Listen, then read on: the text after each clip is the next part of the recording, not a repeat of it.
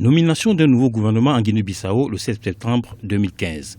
Ce remaniement fait suite à la révocation le 12 août 2015 du gouvernement de Domingos Simões Pereira par le président José Mario Vaz. Le nouveau gouvernement dirigé par Bassirou Dia se compose de 15 ministres et de 15 secrétaires d'État.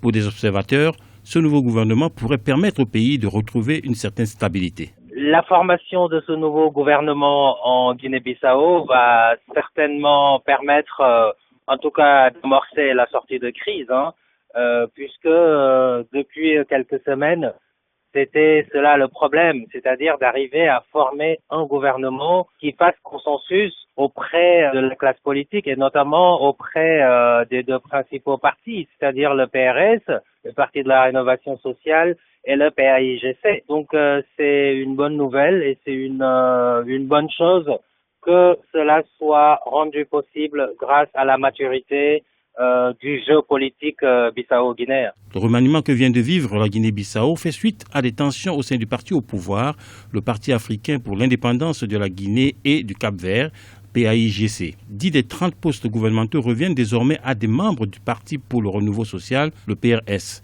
le deuxième parti le plus important du Parlement, comme pour réconcilier le pays. Il y a un partage des responsabilités qui se fait et aujourd'hui ce partage se fait avec les deux principaux partis. La lecture que l'on peut avoir dessus, c'est en tout cas une lecture de consensus, d'apaisement politique. Je verrai pas le problème sous l'angle d'une opposition entre un camp contre un autre. Les acteurs politiques qui font le jeu politique en Guinée-Bissau arrivent à s'entendre enfin puisqu'il y a d'autres priorités qui attendent ce nouveau gouvernement, notamment le développement, et ça, c'est la principale question sur laquelle les citoyens bissau-guinéens attendent les hommes politiques et notamment ce nouveau gouvernement. L'histoire de l'ancienne colonie portugaise a été marquée depuis 1980 par une série de coups d'État avec parfois l'appui des forces de l'ordre.